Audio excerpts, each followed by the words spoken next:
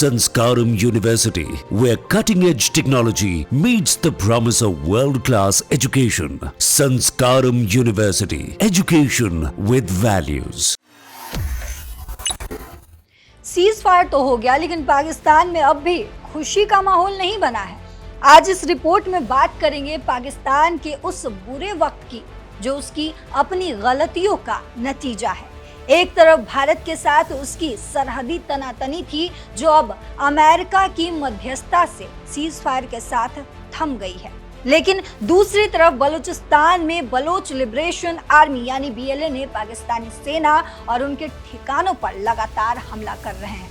ऊपर से पाकिस्तान की अर्थव्यवस्था तो ऐसी डूब रही है जैसे कोई जहाज बिना लाइफ बोट के होता है। तो इस रिपोर्ट में जानेंगे सीज फायर होने के बावजूद भी पाकिस्तान की कमर क्यों टूटी हुई है, कैसे पाकिस्तान अब भी मुसीबतों के जाल में फंसा हुआ है। नमस्कार, आप देख रहे दैनिक जागरण, मैं हूं आपके साथ पल्लवी सिंह।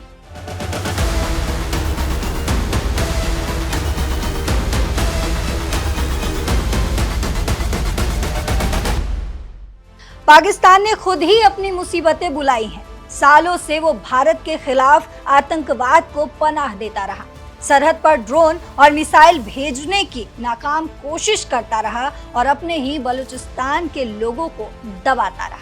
लेकिन 9 मई तक भारत ने ऑपरेशन सिंदूर के तहत पाकिस्तान को ऐसा सबक सिखाया कि वो बैकफुट पर आ गया।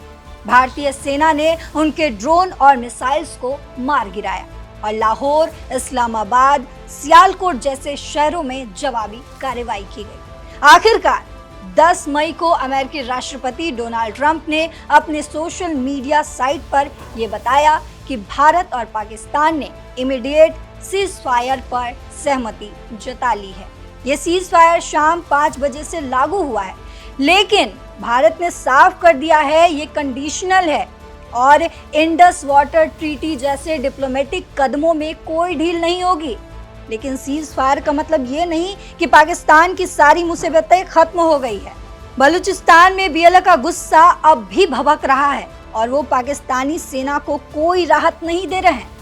अब आते हैं बीएलए के लेटेस्ट धमाकों पर। सीज फायर के बावजूद भी बीएलए ने अपनी लड़ाई को तेज रखा है। रिपोर्ट्स के मुताबिक प्रवक्ता जियांद बलोच ने दावा किया है कि उन्होंने बलूचिस्तान के 39 ठिकानों पर हमले किए।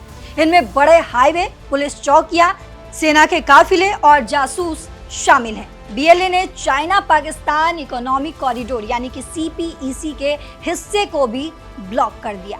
बीएलए का कहना है कि ये हमले बलूच लोगों पर हो रहे अत्याचारों का बदला है जो हम लेते रहेंगे। पाकिस्तान अभी पूरी तरीके से घिरा हुआ है। भारत के साथ सीज फायर तो हो गया, लेकिन बीएलए की मार अब भी जारी है। ऊपर से उसकी अर्थव्यवस्था तो ऐसी है कि वो अपनी सेना को ढंग से चला तक नहीं पा रही। महंगाई इतनी कि पर्याप्त मात्रा में आटा चावल तक नहीं है, और अगर आटा चावल भी मांगनी है तो विदेश से गुहार लगानी पड़ती है। और यही पाकिस्तान की सबसे बड़ी विडंबना है।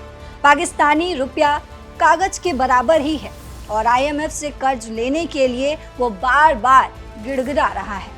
हाल ही में आईएमएफ ने $7 बिलियन का कर्ज देने की बात की, लेकिन सख्त शर्तों के साथ। ऐसे में ना तो पाकिस्तान के पास बीएलए से लड़ने के लिए पर्याप्त फंड्स है और ना ही अपनी सरहदों को पूरी तरह से सुरक्षित करने की ताकत। बीएलए के हमले सिर्फ सैन्य नुकसान ही नहीं बल्कि सीपीईसी जैसे बड़े प्रोजेक्ट्स को भी ठप कर रहे हैं, जिससे चीन भी नाराज है। ये सब पाकिस्तान की कमजोर होती पकड़ को दिखाता है। भले ही भारत पाकिस्तान सीज फायर हो गया हो, लेकिन बीएलए के हमले पाकिस्तान को अंदर से कमजोर कर रहे हैं। पाकिस्तान का फोकस अब पूरी तरीके से बढ़ चुका है। एक तरफ उसकी टूटी अर्थव्यवस्था और दूसरी तरफ बलूचिस्तान का विद्रोह। इससे उसकी सैन्य और डिप्लोमेटिक ताकत और भी कम हो रही है। बीएलए ने बलूचिस्तान में पाकिस्तानी झंडे उतारकर अपने झंडे तक फहरा लिए और वो भारत से अपने हक के आवाज उठाने की अपील भी कर रहा है।